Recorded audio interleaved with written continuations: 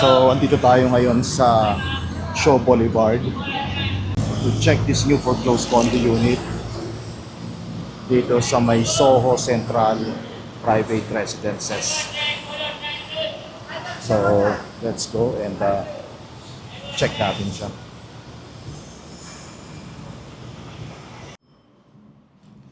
So, this is the unit. Soho Central Private Residences in Mandaluyong City along Shaw Boulevard. Malapit po tayo sa EDSA Shangri-La, Mega Mall, and sa MRT Shaw Boulevard Station. So meron tayong isang bathroom dito or common bathroom. And then kitchen area.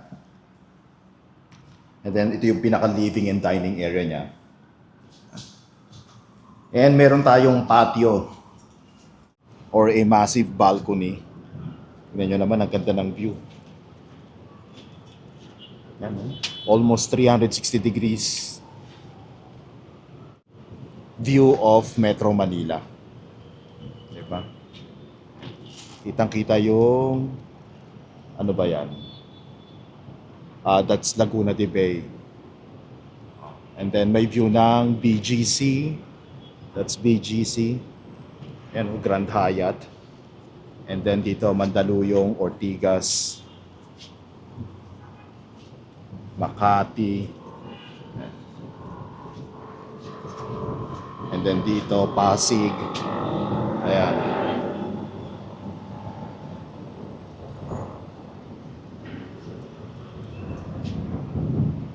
And may balcony dito. Ayan. Ganda ng view, di ba? Ang total floor area is 96 square meters, and this is around 9.6 million. So it's 100,000 per square meter. This is still negotiable. We can request for 10% discount subject to management approval. Usually mga na-approve yung mga cash buyer or cash payment. So this is bedroom 1, floor to ceiling windows, and amazing view. Tignan nyo naman.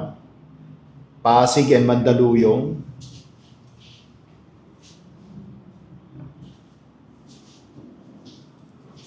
And then, of course, kitchen natin. This is the primary bedroom with balcony also. Same view.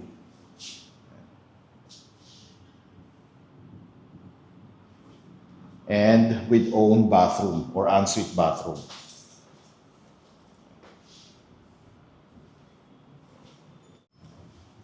So this is available in cash or at least 10 to 20% spot down payment, and then 80 to 90% balance in-house and bank financing plus taxes and fees. This is as is where is upon turnover. And first come first serve po tayo dito usually. So if you are interested to make an offer and schedule a property showing, please message us directly. This is below market and zonal value. Prime location within Greenfield District along Shaw Boulevard po siya.